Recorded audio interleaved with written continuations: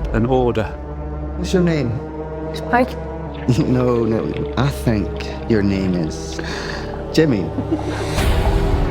The foundations. They seemed unshakable. Hey, Nia, how are you doing? So nice to speak to you. Thanks so much for your time. Good to speak to you too. No, for sure. Thanks for spending your time.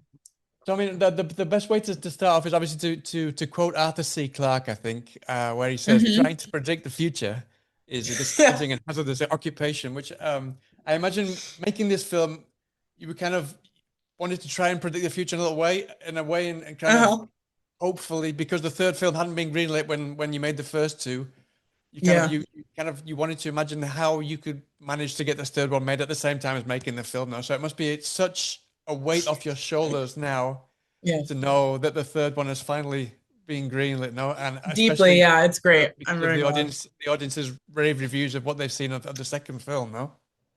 No, it feels great. I'm so glad. I'm so glad. And how did you celebrate when you found out that the third one was going to be made? Oh, that's a good question. I was like, woo. No, I mean, for me personally, I'm just like, I'm such a big fan of Alex's writing, and I love Danny, and I just think like we just needed the third film regardless, you know what I mean? So I was so glad, and I'm glad when they announced it, and it's made me really happy. Brilliant. Listen, what I want to talk about is I was reading another interview that you did recently about the recent release of Heather, and you said that when you approach, you have kind of like a stoic approach when it comes to kind of the horrors of the present. You like to kind of look at the past because it's cyclical, both good and bad. Heather, you set that in kind of post World War II because you felt that a lot of the things that happened then and the ways that we kind of dealt with trauma echoed kind of what's going on now. So I'm quite curious. I mean, on the Bone Temple poster, the tagline is "Fear is the new faith," which is as terrifyingly timely as it could ever be. So I'm quite curious, was there any specific kind of historical or present day parallels that you specifically drew on to kind of represent those fears in the Bone Temple?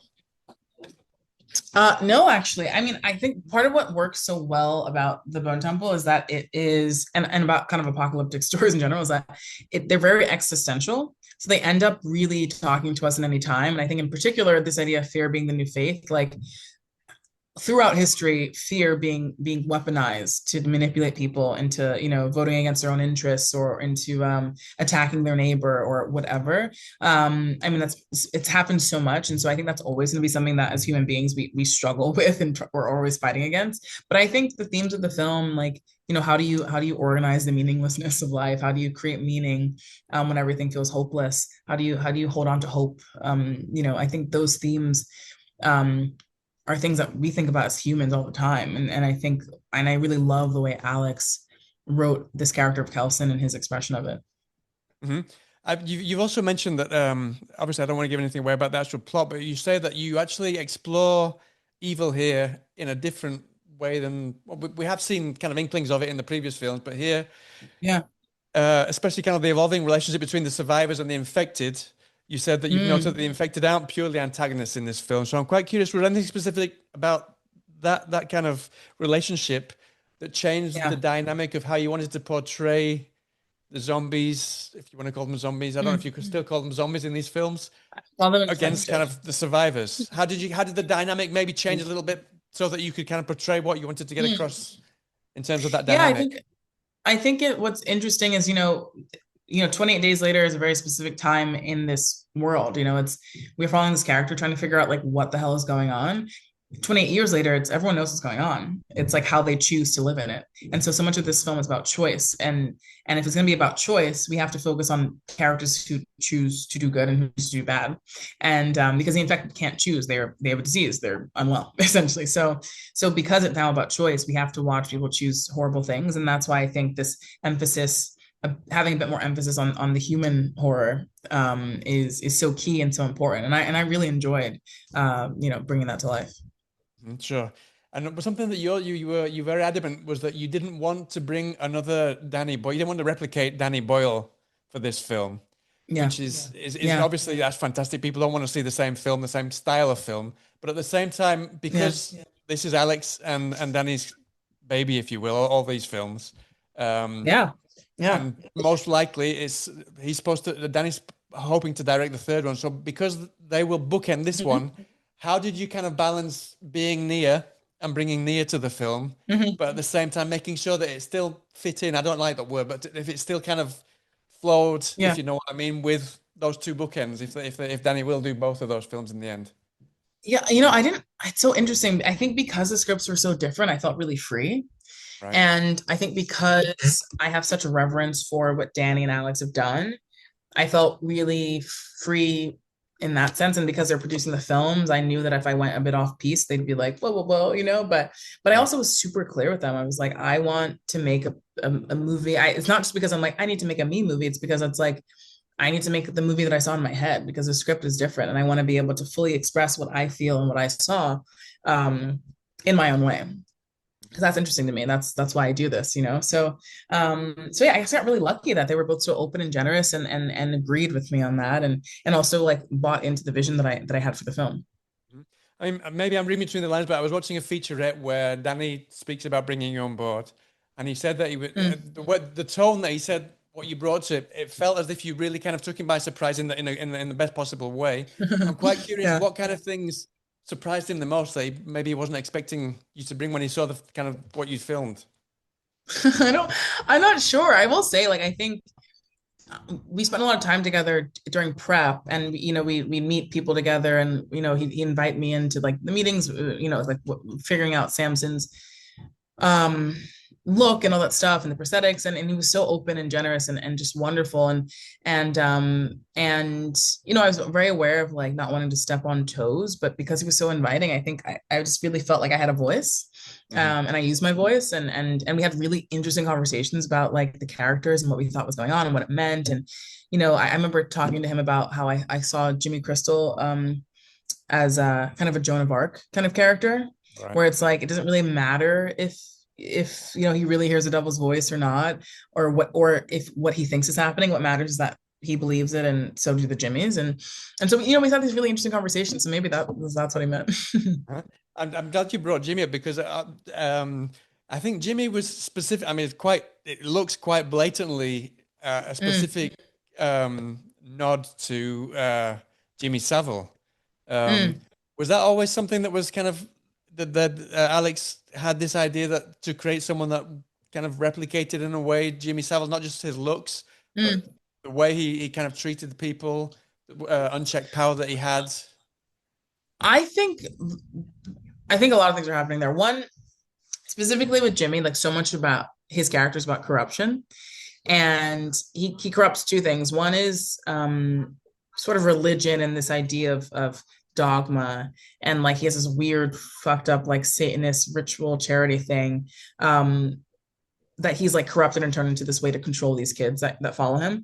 Mhm. But the other thing that he perverts is essentially like the childhood. So we have all these things that like in 2001 we understood to be a certain way, and I think Jimmy is just one of those, or Savile in particular is one of those like childhood things that is Yeah. perverted, that's corrupted, and so it's not like it's not about him. It's not a nod to or a sort of like Oh, I don't using like that anything that word. he It's, actually yeah, did, yeah. but I think he's a part of like all these things like the Teletubbies and all these other children's shows that Jimmy Crystal as a character perverts and corrupts because of who he is. Mhm. I'm quite curious as well because it really does kind of give this impression of Jimmy Savile, the costume, the clothes, everything. Mm, I'm quite mm. curious how you work with Jack O'Connell on that. Did he have any kind of because I mean you said that it's not about Jimmy Savile whatsoever. Nothing to do with, I mean, I can talk about us developing it, but it really had nothing to do with Savile. Like, Yeah, we no. never talked about him. Yeah. But it was funny, the original idea for the tracksuit was like kind of blue Adidas sort of just like Roadman, Yeah. and he was a bit like, I feel a bit like this isn't the vibe. Like, what if we went for like purple velour, he's like purple, like because of like this idea of like royalty and also like this idea of religion, Yeah. And wanting to do a different fabric from the jimmies, and so it got really specific into like the jimmy cult, which is really fun and cool, and in the end Jack was right. It was the way to go. Mhm. I mean, all of these kind of the costume was very strange and weird. And weird is a word that you've used often in the featurettes as well. That you said you wanted this one to go really weird. Why? Yeah. Why? I mean, there's other things as well that you want to bring to it, but you said that specifically you wanted to make this one very weird. Why? Why Yeah. specifically weird, and in what way? Because it's fucking weird, isn't it? Like, Yeah. I'm like, you're like, what's going on? But I think sometimes if you get too scared of the weird and you start to like shy away from it, then you're just not committing, and then you're in this weird nebulous middle ground, Mhm. and it's just like kind of dull and it falls flat. But I think if you just lean in, like, so me as a filmmaker, I'm like, I want this to be weird. I actively want this to feel unsettling and also strange, but also delightful and like darkly whimsical. And I think leaning into that really helps the film work. Huh? Would you say? I mean, I think American and British humor is very different, and I Yeah. think I would say that British humor is probably more ironic. So Yeah. because you wanted to make it weird, to make sure that it felt weird, but it didn't feel like slapstick and over the top, Yeah. did you have to kind of submerge yourself into kind of British humor? Because it really, I mean, all of these, the franchise is very British all the way through. So I'm quite It is, curious how yeah. you approach that kind of the balance of the kind of weird humor, Yeah. off-kilter stuff.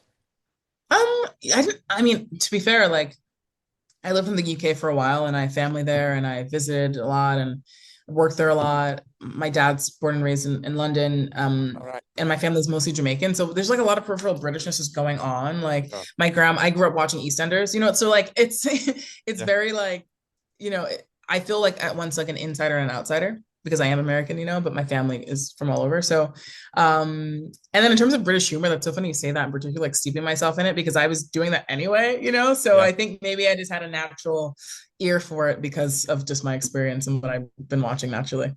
And I'm guessing, I mean, something that makes this franchise specifically very, very British is a lot of the locations.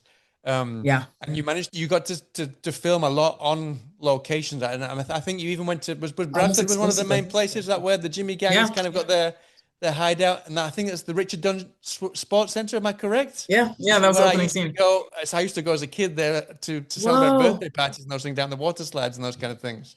That's crazy. Yeah. Yeah. Yeah. Yeah. That So was I mean, such a cool location. Man. all of being in those locations must have kind of really helped you to kind of, I mean, you said yourself you've got lots of family that are from England as well, but being actually kind of in Yorkshire and all these different places must have kind of really helped Yeah. you to kind of work your way into the kind of tone and the humor and the 100%. weirdness that you wanted to create. No.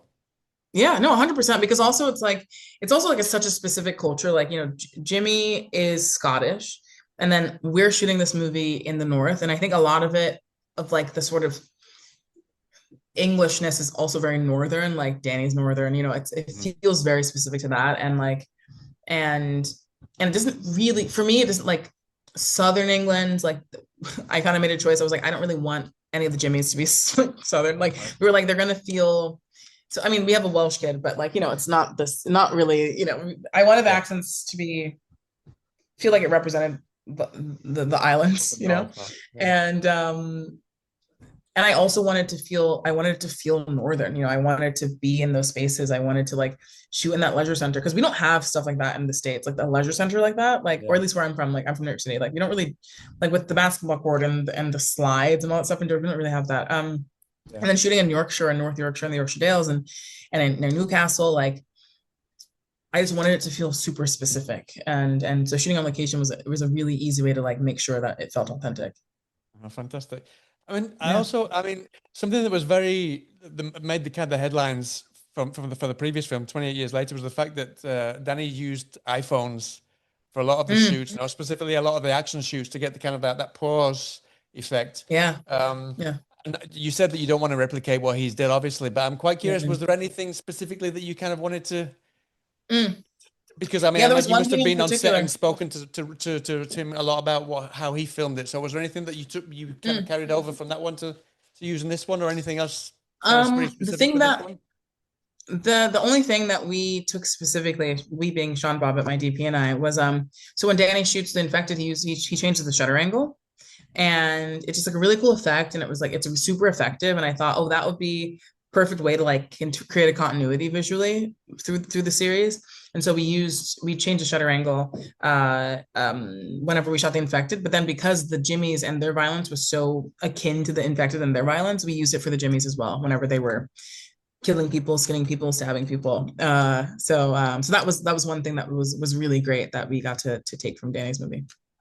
And something else, I know that he was quite miffed that he shot a lot of Samson's scenes or a lot of some of the alphas naked, and they had to cut a lot of that. Was that something that you factored into this one, or did you have to cut a lot because of what went on in the previous film? I find penises, like, they're not very interesting to me outside of like my own recreational use of them and the person they're attached to. But like, I just don't like, I don't really care. But I think if someone's gonna be naked, they should be naked. Like I had to change some stuff because frankly, the penis was way too big in the first movie to work in the way I shot my film. So, you know, some changes were made. But it's still like everyone gets distracted when they see a penis. So like, you know, I showed as much as I wanted to. No one made me cut around the penis at all.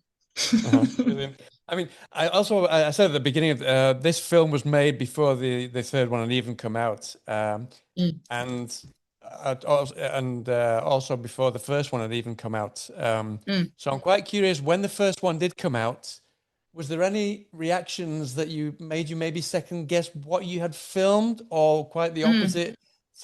The reactions that they made, you didn't expect them because they kind of almost predicted kind of things that you were gonna bring in the second one?